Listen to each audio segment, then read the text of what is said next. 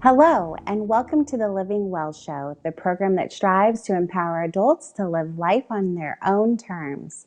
I am your host, Nicolette Hume, the Community Engagement Coordinator for the City of Lake Oswego Adult Community Center. Today's show, we will be focusing on orthorexia, when healthy eating goes wrong. Many are familiar with the term eating disorder. However, if being obsessed with healthy food can also be categorized as an eating disorder, can be very perplexing to many of us. Orthorexia is not formally recognized in the Diagnostic and Statistical Manual. However, the awareness of it is certainly on the rise.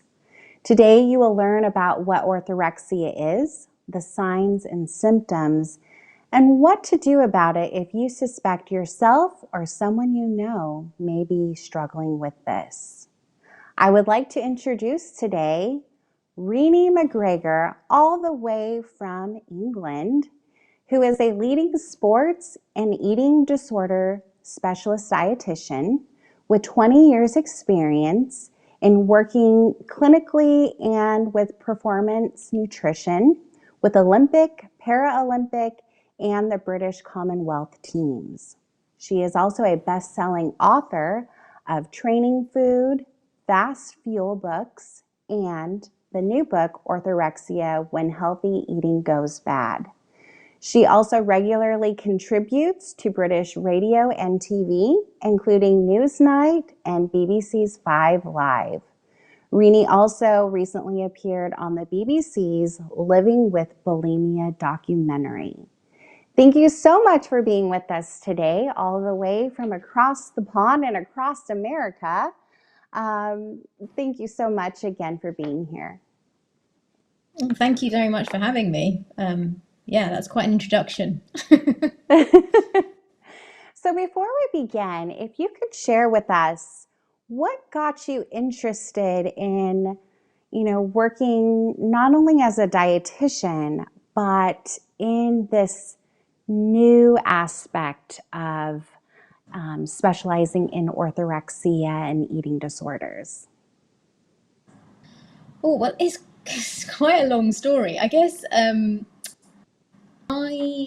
was always interested in the human body, always. So when I was at school, I was always so fascinated with how it works. Like I was really interested to know how it all comes together and what goes on. And so I actually went to university and did biochemistry first, and loved it. Like really enjoyed understanding how the body works and how things work at a cellular level and kind of the molecular aspect of what was going on within the body. And I think that put me in a really good position to just understand biological process that we all have.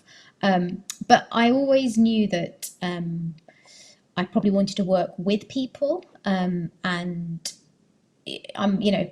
told I'm very good at engaging people and I'm a good communicator. So my mentor at university said I would be a very good dietitian. So I went off to have a look at what that would mean, and then did a postgraduate in dietetics straight after my biochemistry degree. And so I actually started life in the UK in the National Health Service working as a dietitian, which means that you tend to work in a hospital and you basically cover everything. So you cover all different types of conditions from just general weight management all the way through to diabetes, to oncology, to gastroenterology, to renal, to liver, to pediatrics, and fundamentally you get a really good grounding. So I did that. I was kind of in the NHS for 7 or 8 years, and by the time I left the NHS, my role at that time was actually working in adolescent eating disorders. And it wasn't something that I had necessarily ever thought of going into, but I kind of fell into it, but really enjoyed it. I enjoyed the challenge, but I also enjoyed learning about how, I suppose, the brain works. Like what is the purpose behind these behaviors, and understanding human behavior has been something that's really, really big of interest of me. And I've done a lot of extra reading and a lot of extra education around it over the last, particularly over the last 5 or 6 years. And so I worked in adolescent eating disorders and was getting really good outcome, but I just got to a point where it felt quite exhausting, and I think I just had enough of working within the NHS. I've always been an incredibly sporty individual, and at this point I was running a lot, and I was running with a local running club, and a lot of my club mates were asking me questions about nutrition and sports nutrition, and I just thought, you know what, that would be a really good area to go in. I sort of don't want to work with sick people anymore. I want to work with people that are willingly coming to me and want to change and do something positive about their health. So I did another postgraduate qualification, this time in applied sports nutrition. And I suppose I've always been somebody that when opportunities arise, I take them. And I got the opportunity to work with the Great Britain rhythmic gymnastic team that were going to London in 2012. And I suppose that's where my journey really properly started, because the reason I got the job was because they wanted somebody that not only had sports nutrition qualifications, but also understood the clinical background, could work with people who potentially might develop disordered eating. So that was my first role. And basically from then on in, I was just offered lots of different opportunities. So I went to Rio in 2016, and then I didn't go out to Queensland, but I worked with the Scottish gymnastic team when they went to the Commonwealth Games. And it was after Rio really that I kind of made the decision to leave performance nutrition as such. I mean, I haven't really, but I just decided to stop working with the Paralympic and Olympic teams that I was working with, and focus very much on this overlap between athlete health and performance. Because what I was seeing is that actually more and more and more athletes were developing dysfunctional relationships with food. And orthorexia is a very big component of what I was seeing, in that, you know, there was a lot of behaviors around food that were disguised by someone being an athlete or disguised by a wellness trend. And I started to kind of see this, and I was bringing my clinical practice back into it, and I could see the impact it was having on these individuals' health in terms of their hormones, in terms of their digestive system, in terms of their ability to think clearly. And I guess I just wanted to bring it all together because nobody else was doing that. So I started up my own consultancy, and that's kind of where we are today, in that I now run a team of 6 practitioners, and we help individuals who have a dysfunctional relationship with food and exercise particularly. And I still work with some sports organisations. I mainly now work with ballet, so I work with the England National Ballet and the Scottish National Ballet, but I also work with some women's football clubs and rugby clubs as well, just because, again, there's a really big focus on female health and female athlete health. So I guess that's a bit of a whistle-stop tour of how I've ended up here. And I suppose Orthorexia, the book, came about because I was a voice. I suppose if we think, 2015, 2016, 2017, Instagram suddenly became huge, and social media became huge, and there were suddenly all these individuals, celebrities and health bloggers, who were talking about food and wellness and the weird and wonderful things that they did, from detoxes to juicing to removing food groups, and it was all related to improving health. And I was getting more and more frustrated, because as somebody who's got 3 degrees and has worked in the industry for a very long time, I was like, these messages are really not safe, and they're really, really concerning, particularly for certain groups of people who are very vulnerable and are likely to pick up on this messaging, and actually it's going to become quite detrimental to their health and well-being. And I was invited to a panel back in 2016 at Cheltenham Literature Festival, which is a massive literature festival in the UK. And I was basically invited on the panel to discuss this whole topic of clean eating, and what does it mean, and what is the problem with it. And I was up against I suppose, one of these health bloggers, if you want to call her that, who was very pro clean eating. So that the auditorium was packed and it was quite frightening. And a lot of the people that came had come to see her, and it was very evangelistic, and it was very kind of almost like cult like. And when I started speaking, I was actually getting booed and hissed on stage, and it was really quite it was really quite frightening. And it was, but actually, it was also the turning point, because it created such polarized views, and suddenly that evening, like Twitter and Instagram just went nuts. Like, it literally just exploded, and people I had never heard of they were either like trolling me, or they were like heralding me as this amazing person who was talking sense. And it was all a bit overwhelming, because before that nobody really knew who Renee McGregor was, so it was all a bit overwhelming. And literally the next day, I got a phone call from my publishing company saying, right, Renee, we know what book we want you to write next. We want you to write this book on orthorexia. We want you to talk about it, be open about it, just be honest about it. So I guess that's where I'm at now. In the, actually orthorexia came out back in 2017, but it's still being spoken about. And I suppose because, as you said, it's not strictly diagnosable, and we don't have any criteria as such for it. It's one that's constantly evolving, but I think it's also one that people are now becoming more and more familiar with, and hence people are talking about it a lot more. Well, and you bring up a lot of nuggets there of information, because, as you said, social media, we don't just have one platform. There is a variety of different platforms at this point in time. It's exploded. And people, how we would go on Google and look up our symptoms or look up whatever we're dealing with, but now people are looking to things like Instagram or TikTok for some of their medical advice, which is, I don't know if it's as liberating as it can be troubling. But with that being said, what actually brought me to you was some of the medical professionals that I do know, some doctors in the area, had brought up that topic in one of our conversations, and it was actually a geriatrician.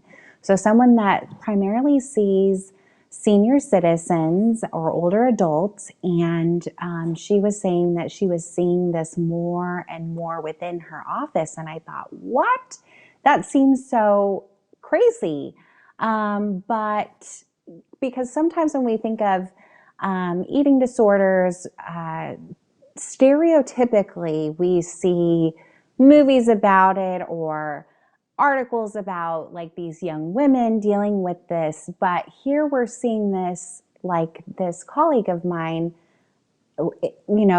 staying with them in later age, or maybe even developing at a later date. So the other thing that I'd like you to talk about is defining what clean eating is, because we do see that word, but what does it really mean? And then also too, how does orthorexia differ from the traditional, anorexia or bulimia or other types of disordered eating?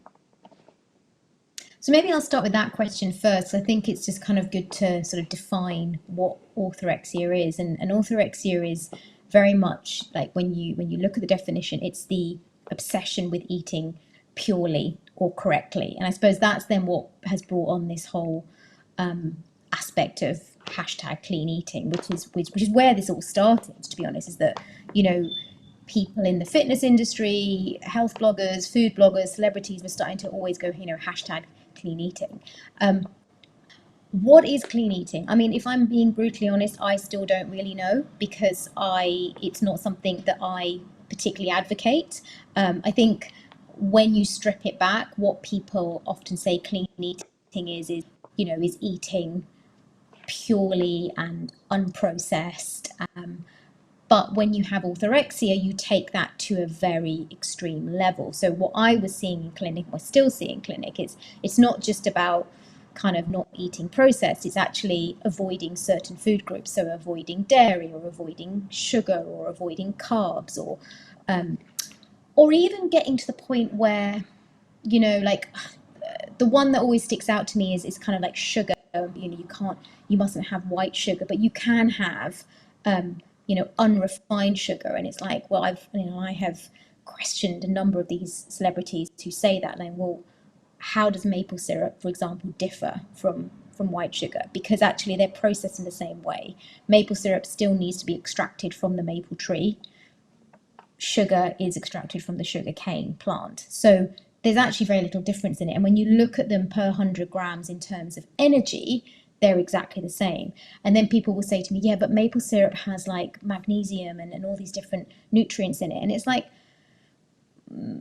if you eat 100 grams worth, but nobody would want you to eat 100 grams worth of maple syrup either, because we know that would, not be great for your health or your dental health. So, I kind of called a lot of people out of that, and I think we have moved on from that. I think people are starting to realize that sugar is sugar, whatever form it comes in, it is sugar, and that's that. But I think where I get worried is this whole processed malarkey, because people are avoiding, for example, packets of pasta because it's in a packet, so suddenly it's processed, or they'll avoid tinned pulses because it's in a tin and that's processed. And yet, what we advocate as nutrition practitioners is absolutely trying to eat and cooking from scratch as much as you can, but within reason. Like, lifestyles are busy and tricky and messy, and so sometimes you do have to revert to a jar of pasta sauce, and that's okay. That's not going to kill you. What we encourage not to do so often is eat the kind of very easy to eat foods that are non-nutrient dense. So your fizzy drinks and your snack choices and food choices. But again, even with those, we're not saying never. So I suppose what happens with orthorexia particularly is that you become so obsessional about getting it right. And that's the focus, is that you have to get it right. And sometimes what is that orthorexia stems from a health scare. So if a family member has had a health scare, or you've had a health scare, you kind of, and I think this is probably why it is more common in slightly older people, because there's this fear of aging, there's this fear of getting old, the body breaking down, ailments occurring, and I think people are trying to preserve their life as much as possible, and they're being they've been sold this false gold that if they do X, then they can prolong their life and they can be healthy. Now, we know certain lifestyle factors will improve our health, good sleep, movement, eating a generally well balanced diet, active, all those things are useful, but also genetics play a big part in our overall health too. So there are some things that are completely out of your control.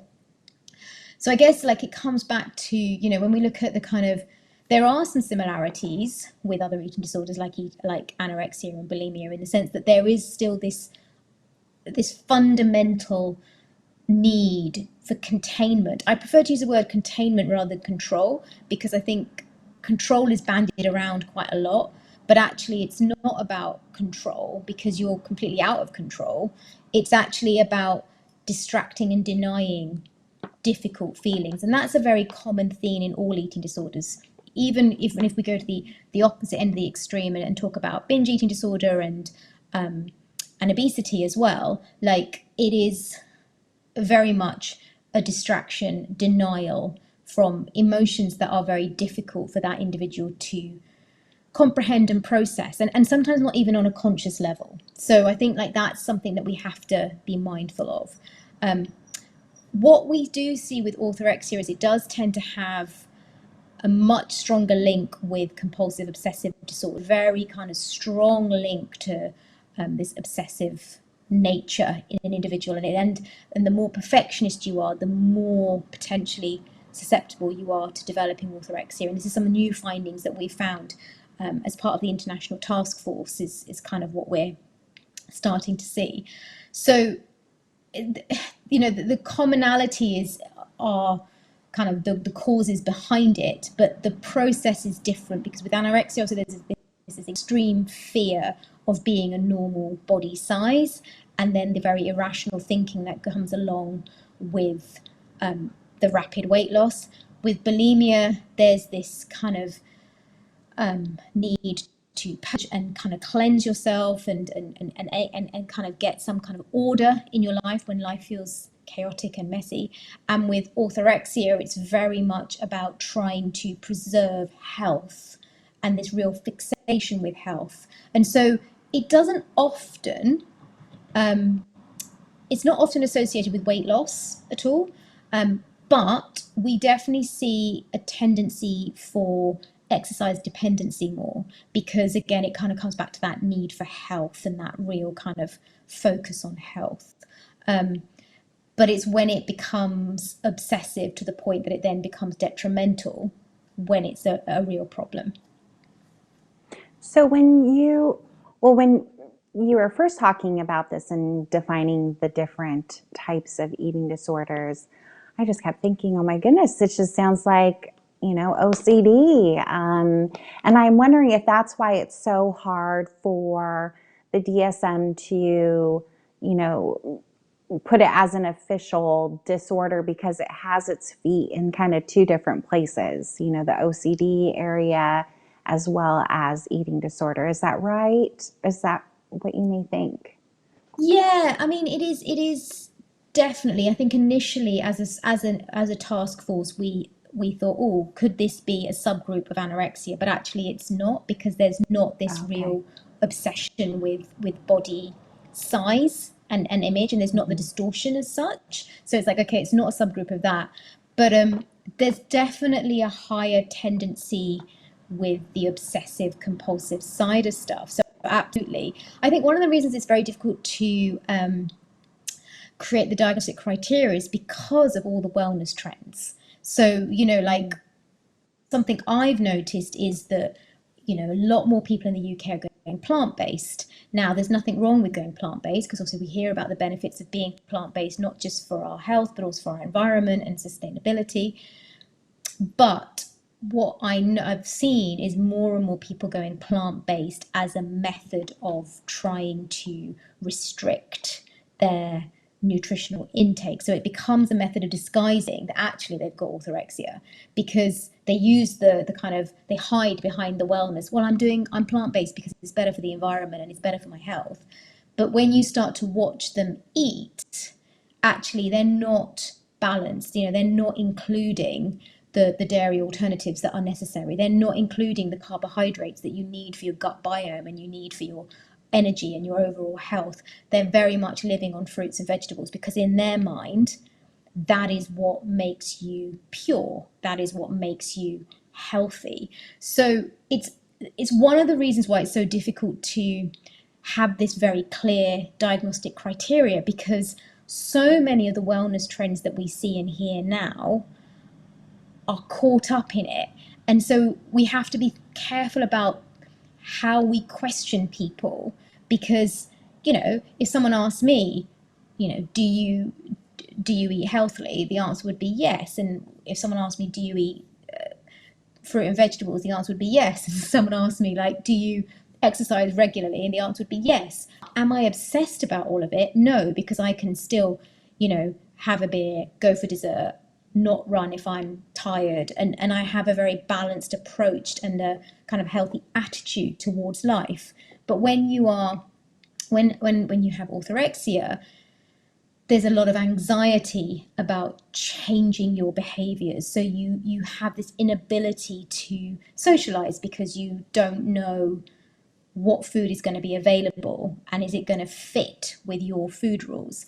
You will find yourself sometimes wanting to, you'll put like the need to exercise will be much higher than say the need to socialize because you will see exercise as a way of health, but you won't notice how connecting with other people is so important for our well-being and actually could equally be as good as exercise, if not to some occasions. And so you become very, very obsessive about maintaining these life and food rules that, again, fundamentally give you this false sense of security that you are safe from whatever it is that you're fearful of. I hope that makes sense. It does. And the other thing that I can't help but hearing is almost an underlying theme of possible addiction. What do you think about that? And then also men versus women. Is there one group that it tends to affect the most? I know those are two kind of big topics there, but I'm really curious what your thoughts are. Yeah, I mean, when we think about the pathways that lead into dysfunctional eating behavior, there generally tends to be four key pathways. There's the biological pathway, which is very much genetics, and we do know that genetics has a very high susceptibility. So particularly in things like anorexia, if a family member has had anorexia, then you're 60% more likely to develop anorexia. And we're starting to see similar things with orthorexia too, because it's the kind of, again, that compulsive obsessive aspect of it. So there's this biological kind of root in, and it's about your personality type. So they tend to be that perfectionist mindset, very personality A, very driven, very focused, very critical, very obsessive, very compulsive. And so you put that individual into the right environment and you've basically created the perfect storm for dysfunctional eating behaviors to develop. Another pathway is the addiction pathway, because we know that two extremes tend to sit side by side each other. So, it's often why we see eating disorders and exercise side by side, because they're two extreme behaviors. And again, latest research from the UK is showing that if you have an eating disorder, you are 4 times more likely to develop an exercise dependency as well. So we know it's a really big problem, and definitely in orthorexia, this is a key feature. Another pathway is kind of like the trauma stress pathway. So I guess, this is what we generally in a lot of eating disorders, because there's often a root cause to the narrative that's been created that then is what the individual is trying to avoid. And I suppose, like I said earlier on, if this has come from a health scare or an anxiety that something awful is going to happen to you and you're trying to avoid it, then that's a very uncomfortable feeling. And human beings are hardwired to remove themselves from discomfort, and becoming obsessive with what you eat is a method of distraction from that feeling. And it's something physical that you can do, because you have to remember our thoughts and our emotions and our feeling, they are real, but they're not always factual. They're not something you can physically do something with. They're conceptual, and you have to work through them. And then the final pathway that we see is kind of the social and environmental pathway. So, this is why we see it in athletes more, because of the competitive nature of that path, of that situation, of that environment, that if you have the right personality and you put it into that pathway, then it's going to potentially create that the dysfunctional behaviors. But similarly, obviously, things like social media, as we said earlier, we know, again, studies in the UK have shown us that if you have Instagram, you are 49% more likely to develop orthorexia compared to your peers that don't have Instagram, where it's less than 1%.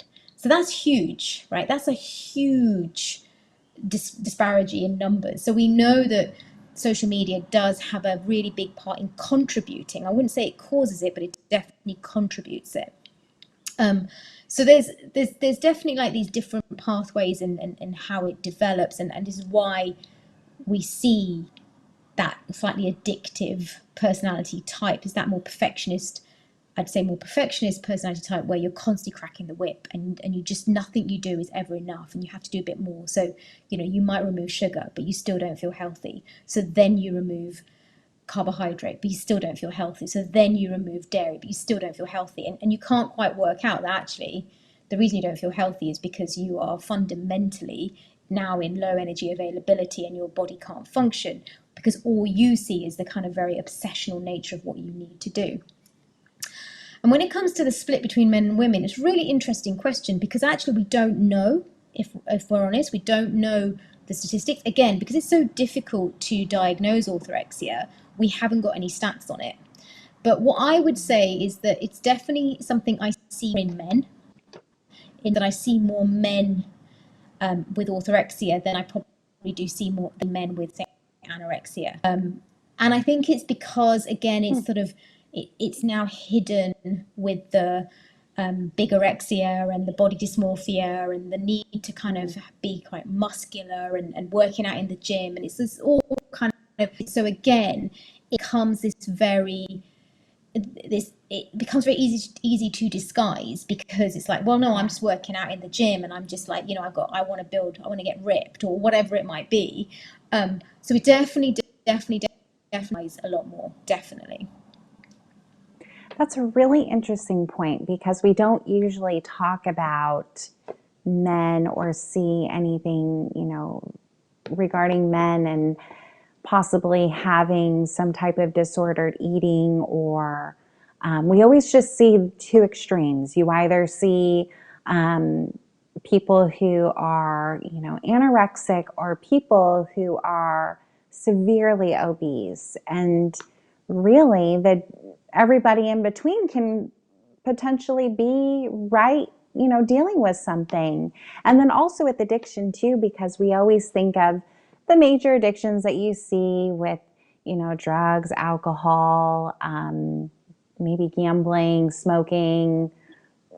I don't even know if smoking would fall in that, but maybe it would. But then you have the new idea of there being food addicts, or exercise. You've kind of heard about that a little bit, but it can be so confusing because we see these things as healthy lifestyle changes, or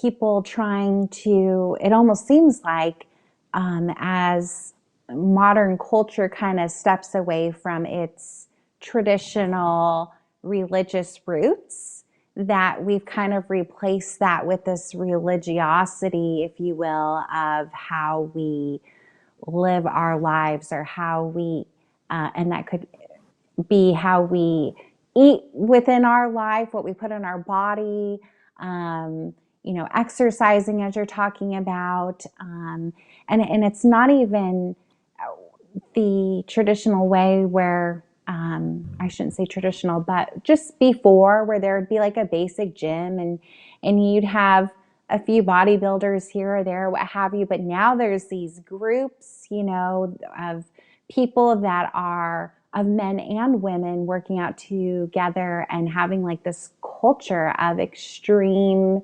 fitness, which is fine. But I can see how with what you're talking about, it can easily go in an unhealthy way. But that could be with a lot of different lifestyle too, because like I said, we're seeing senior citizens who are dealing with this, and they may not be a part of any of these other groups, but that aspect that you talked about, worrying about their health and having a health scare, certainly can lead to trying new alternatives. And I know one of the doctors over in the UK, Dr. Michael Mosley, who kind of put fasting out there, and it's caught on over here, and people are trying that. And I've heard people talk about clean fasting, dirty fasting, and this kind of black and white thinking, or pure versus sinful, if you will, ways of doing things. So I certainly see what you're talking about there. Could you talk to us more also, more about this idea of false gold? So if you could kind of go a little bit more into that. Yeah, of course. I mean, I think one of the problems we have is that modern society has almost created monsters of humans, in the sense that, technology and science, everything's moved on so quickly, but our brains haven't quite caught up. And I think, modern society it seems to be very much about image and success and achievement. And if you don't look a certain way, or if you don't eat in a certain way, if you don't drive a certain car, if you don't live in a certain way, somehow you're a non-entity. And so a lot of us are growing up with this general sense of unworthiness that sort of sits within us. And then things like the social media, for example, it enhances that, because with social media we have this direct social comparison. So we find ourselves watching other people and going, oh, well, you know, they're the same age as me, but they're now doing that, and they look amazing, or they've been able to get up and get their kids to school and walk their dogs, and they look immaculate, whereas I am still a mess and in my pajamas and still trying to make packed lunches, like, and you start to, and it starts to sort of filter into we're not good enough. And so I think, like, this false gold that's presented to us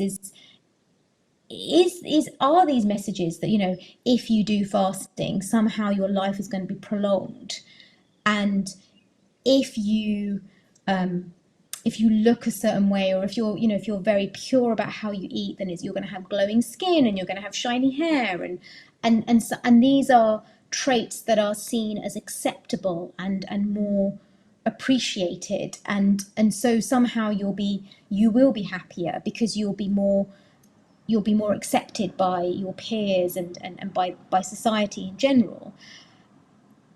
And I guess that's the false gold, is that it sends us these messages that if we eat in a certain way, if we move in a certain way, if we have a certain lifestyle, then somehow we're accepted. But if we don't, then actually, what does that mean? Like, does that mean we're not good enough? And then that then sort of perpetuates, and this is what I mean by those that are vulnerable, like individuals that have low self-esteem will find this messaging very, very difficult, because they are constantly comparing themselves to other people, and they will constantly upwardly compare. So they will never see themselves as they are, and they are constantly looking for ways and means of trying to feel better.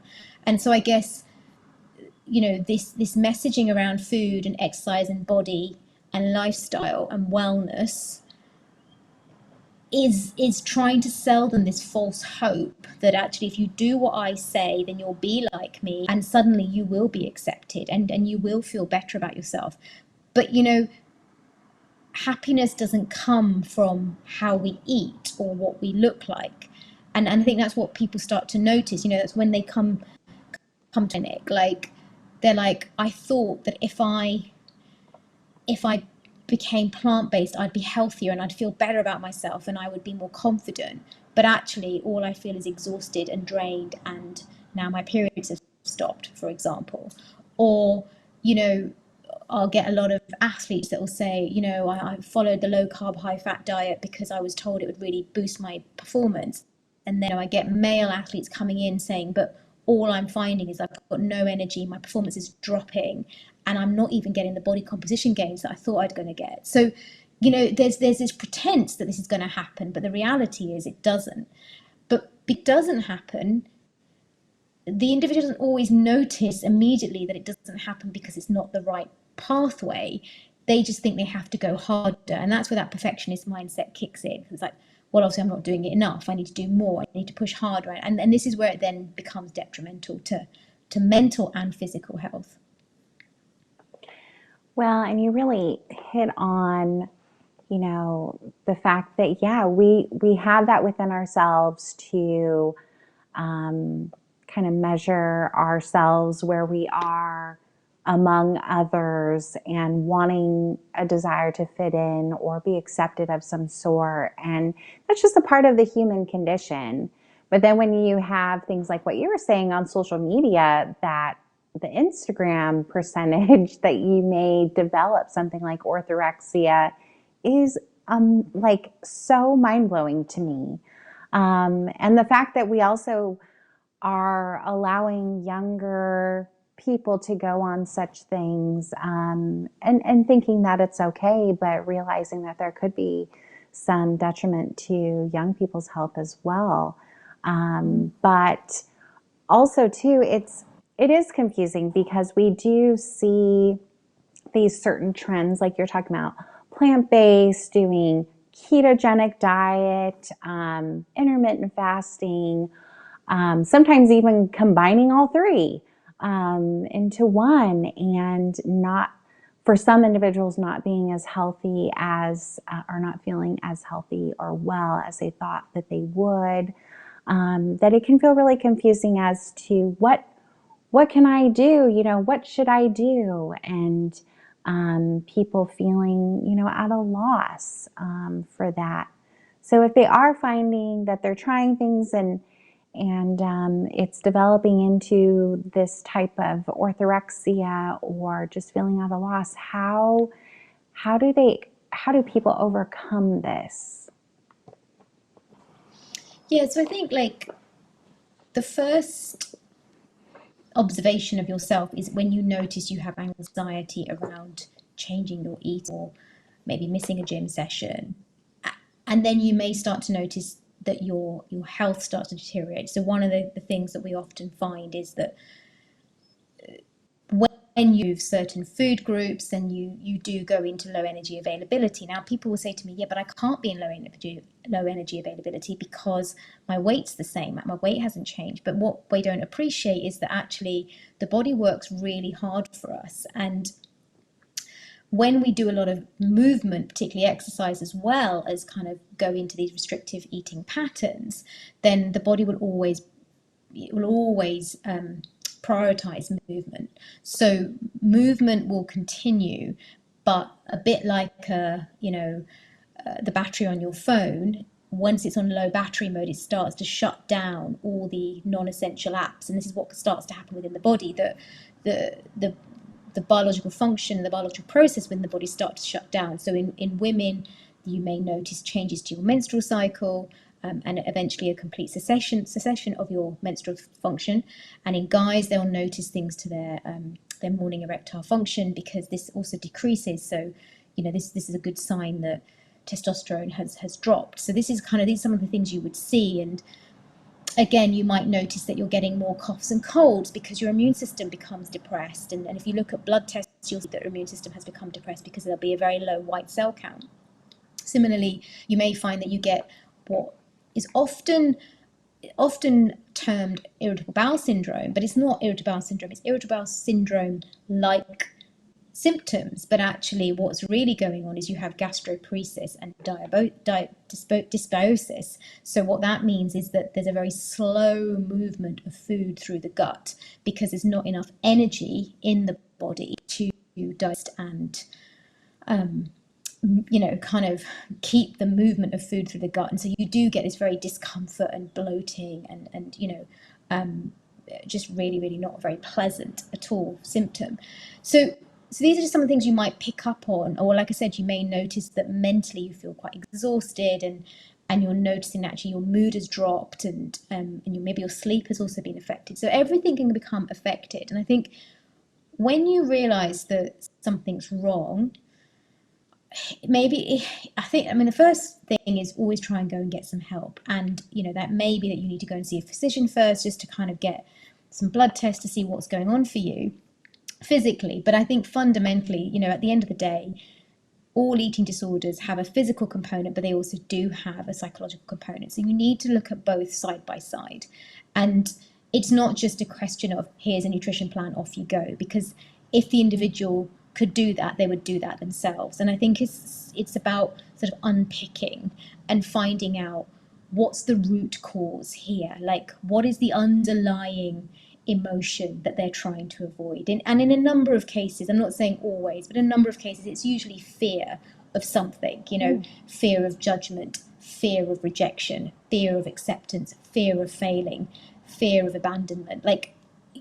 Life happens. We all experience difficult, adverse conditions at points in our life, and our experiences as we go through life they make us who we are, and they create a narrative in our life. So if you have had a constant negative narrative, I'm not good enough, I need to do more, or if you've grown up in an environment where you've only ever been accepted conditionally. So what I mean by that is that you got approval for your academic achievement, or you got approval your body image, or you got approval for your sporting achievement. This becomes the narrative that and it becomes very much your identity. And so this is why you continually need to prove your worth and prove yourself, because that's how you have learned to get validation and acceptance. And so a big part of recovery is learning to build that relationship with self and start to get to the place where you have unconditional acceptance of yourself, warts and all. So even the parts of you that you don't like, the bits that maybe you're a little bit like uncomfortable about because they're not particularly endearing qualities, but we all have them because we're human, and it's okay to have them. And it's about learning this ability to turn up for even when the chips are down, everybody fears rejection, everybody fears criticism, but it's about actually putting yourself in situations where that may happen, knowing that you can look after yourself in that process. So if you do put yourself in a situation where you maybe fail, it's not about criticizing and berating yourself for that failure. It's actually about turning up for yourself and showing yourself compassion in that, okay, well, this time that didn't work out for you. But that doesn't mean you're not good enough. It's just the situation that didn't work out for you. And it's about being able to learn from that experience and go, okay, well, what I've learned is X, Y, and Z. In the future, I will move forward and try and do something different. And that's how humans grow. And that's actually how you navigate life. But I think there's so much emphasis on life right and being successful and achieving all the time and this instant gratification that we forget that you have to actually go on a journey and you have to develop that relationship with yourself. And I think, that is something, the more you have, the more life experience you have, the more situations you have to face, the more you learn and realize your own resilience and your own capability. And it's being able to kind of go back into your library, your bank of evidence that, oh yeah, actually, I've been through this before. It wasn't pleasant, but I can do it, and I will be okay. It's about learning to change the narrative in your, not about switching a negative to a positive, which I think is often what people think it is. It's actually about finding alternative ways of thinking and practicing new ways of thinking, which can feel really uncomfortable because when you have done something for a very long time, it's really, really familiar. Now, because it's familiar, that doesn't mean it's good for you, but it's very comfortable. So when you then have to change that narrative or change the methods or change the behavior, you do feel uncomfortable. You do feel like, oh my goodness, this is not good for me. This is not what I want to experience. But actually, instead of seeing that as a negative, it's about realizing that that discomfort is probably progression.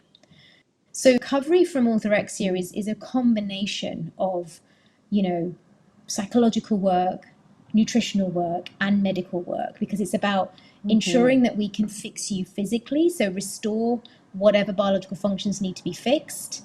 It's about learning how to change your limiting beliefs around food and exercise so that you can start to re-engage with life and society and social situations. And it's about learning to develop that relationship with self and that unconditional acceptance. So it's definitely a process, but it's definitely one that is possible.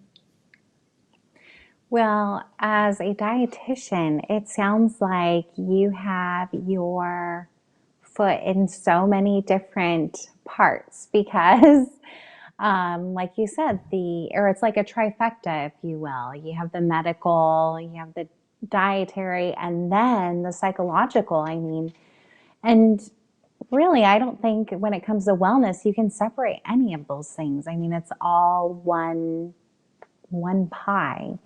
And so for our viewers, looking at their future and you talk about this in your book as well. How do people in this situation embrace their future? So they've identified they have the problem or the issue that they're struggling with. How do we embrace our future going forward?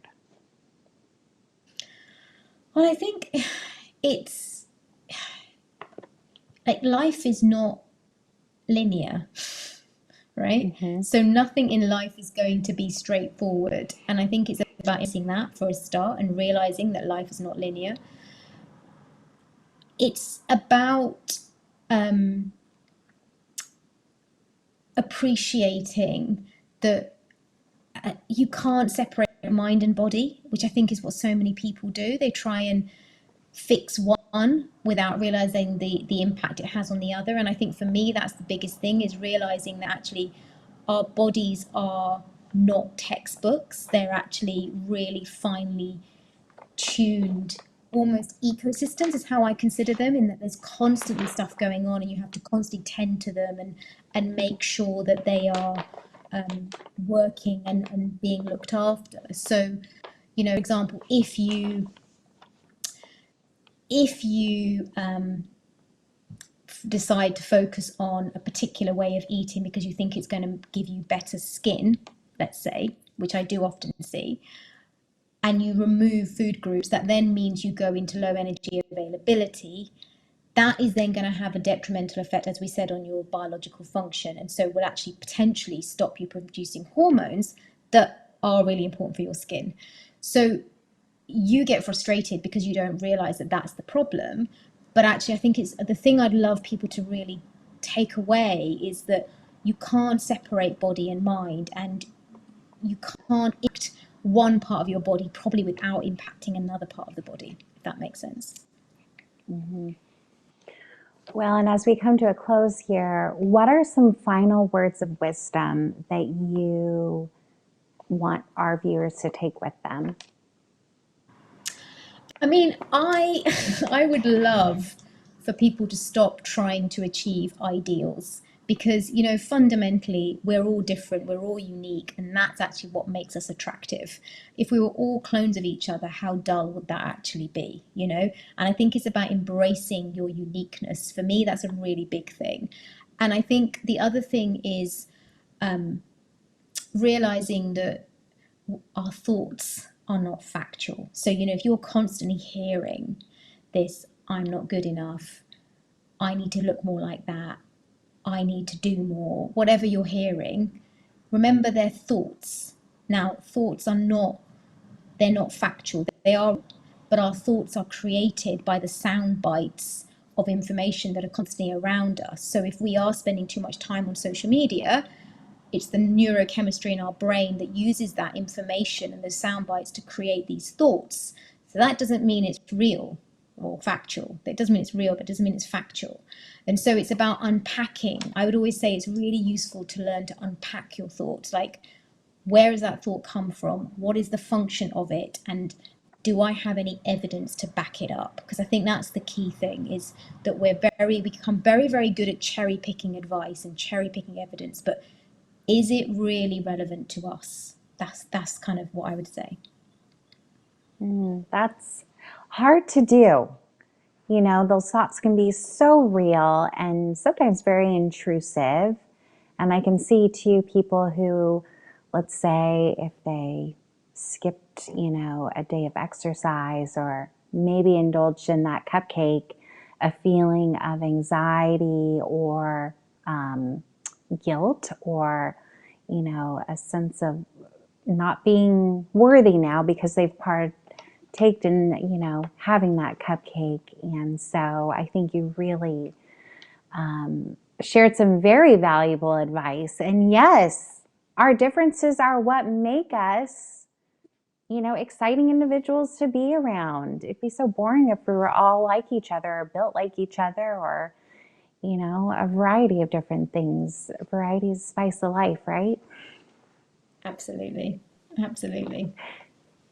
Thank you so much for being on our show today, and I really appreciate you taking this time. And it's certainly getting later over there, so again, I appreciate that very much. No, it's my pleasure. And thank you so much for having me. And I hope I've given some insight into what orthorexia is and how damaging it can really be. So hopefully we'll help some people in the process. Thank you.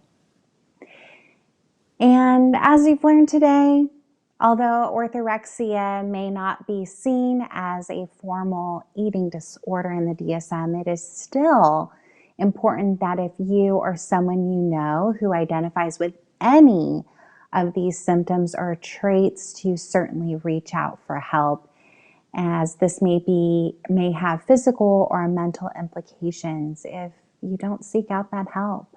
And most importantly, know that you are not alone. Many people struggle with this. And I want you to know that there is definitely support there for your journey to recovery. That's it for today. I'm Nicolette Hume. Thank you for being a part of our community today. And until next time, always be safe, be kind, and always stay curious. Take care.